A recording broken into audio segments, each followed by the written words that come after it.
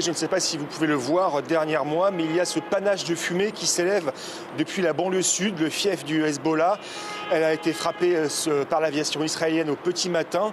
Cette nuit, c'est la route de l'aéroport qui a été visée. Ces mêmes routes que j'ai empruntées il y a quelques heures. Il y a eu 3 morts et 6 blessés dans 2 frappes israéliennes. C'est une voiture qui a été visée par l'aviation israélienne, l'armée israélienne, qui dit avoir ciblé 2 membres du Hezbollah dans la région de Beyrouth. Autre signe de cette escalade pour la première fois, c'est le nord Liban qui a été frappé, 2 morts dans le camp de Bedaoui.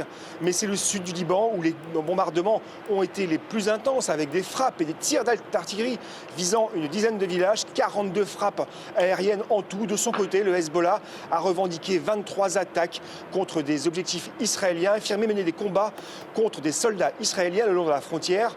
Au sol, des incursions et des combats ont été signalés à la frontière à proximité de Riam, confirmé par la FINUL, la force des Nations Unies au Liban, qui est positionnée au sud, 10 000 hommes qui ont observé le passage de la frontière par des soldats de l'État hébreu. Israël, Johan, qui dit vouloir mettre en place une zone tampon, que cherchent à faire exactement les Israéliens? Jusqu'où veulent-ils aller? Eh bien oui, écoutez, le porte-parole arabophone de l'armée israélienne, Avishai Adrei, a réitéré son ordre adressé aux habitants de l'intégralité des localités situées au sud du fleuve Litani, au sud Liban, d'évacuer immédiatement leur domicile pour se déplacer au nord de ce fleuve.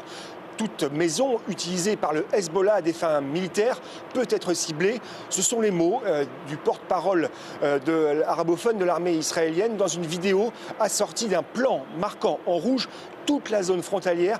Et cela représente près de 8% du territoire libanais. Et le sud commence à se vider de ses habitants.